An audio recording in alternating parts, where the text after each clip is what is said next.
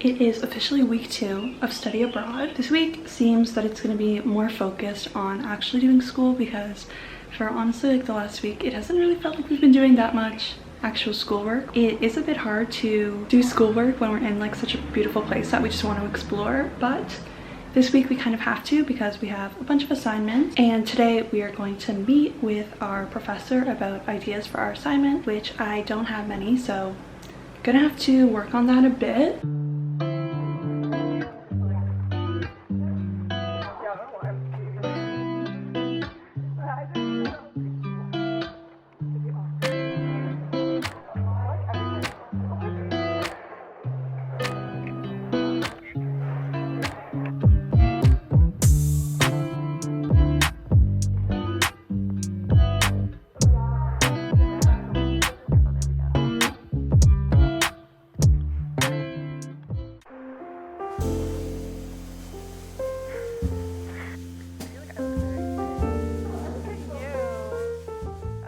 During our last week in Cortona, we became very aware that we only had a few days left there, so we were basically trying to fit in everything that we had wanted to do. So we were trying out various restaurants and also scrambling to try and get all of our assignments finished.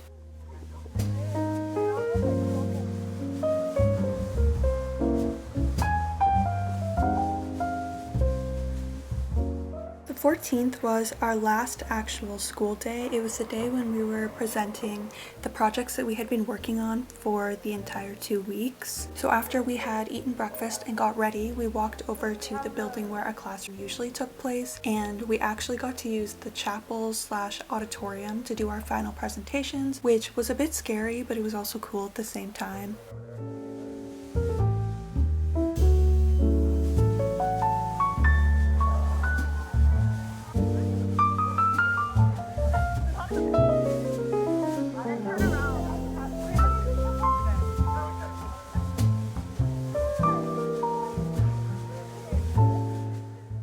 That night we headed into town to attend the Cortona on the Move photography exhibition, which our whole class actually got early access to since it was part of our final reflection assignment. It was really cool. We got to look at all the different series of photographs, and we all took pictures and videos of them so that we could reflect on them once we got back home.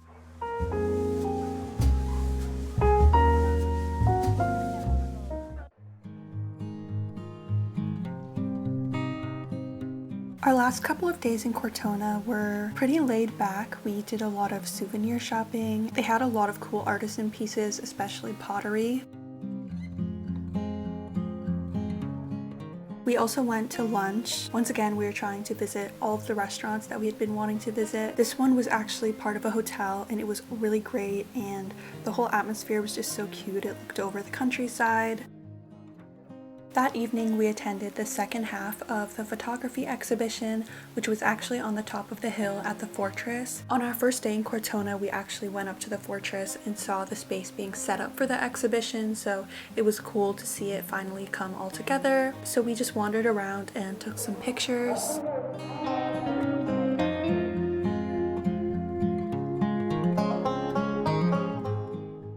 We then walked back into town to grab some dinner, and we went to this restaurant that I had been wanting to visit. It's actually a Michelin star restaurant. I got a cod dish with celery puree and candied orange peel, which was actually very good, but the service was a little bit questionable.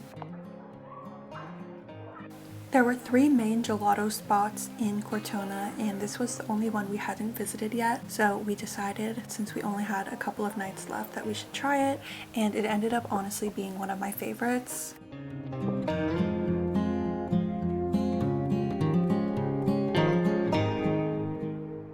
The 16th was our last full day in Cortona, so we started off by going to the weekly farmers market that they had every Saturday.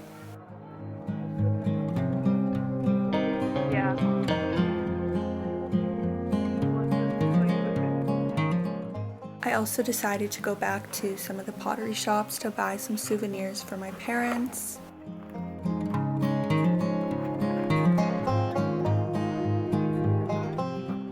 We We had a lunch reservation at one of the restaurants in the main town square, but they actually messed up our reservation, so they ended up giving us free wine because our reservation was pushed back a few minutes, but it ended up being fine because the view is really great at the town square and the food is great also.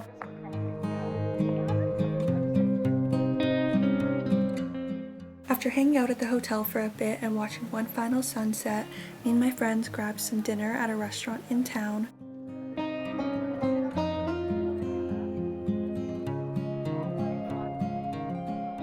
There was also a party going on for the Cortona on the Move festival, but the demographic was a bit old for us, so we left after a few songs.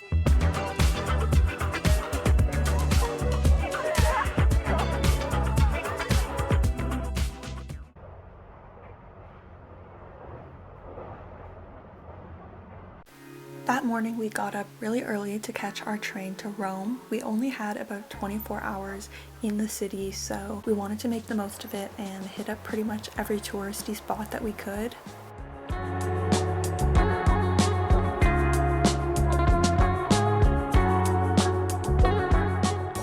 I had heard good things about this vegan restaurant, so we ended up stopping there for lunch and it did not disappoint.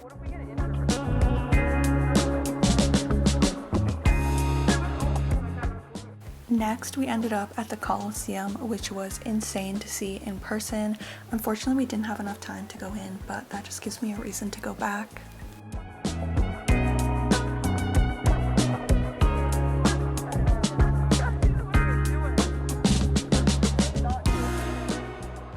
It's so hot. I literally feel like I'm dying. I think I'm getting heat stroke, guys. This is not nice.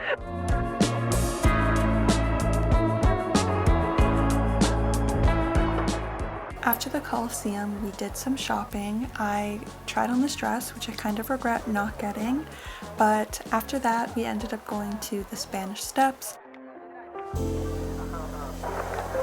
Why is it so hot?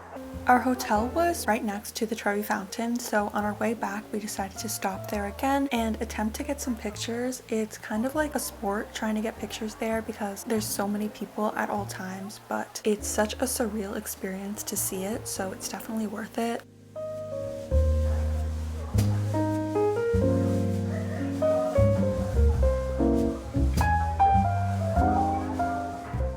After dinner, we were kind of just walking around the city and somehow came across the Pantheon, so I'm very glad that we got to see that.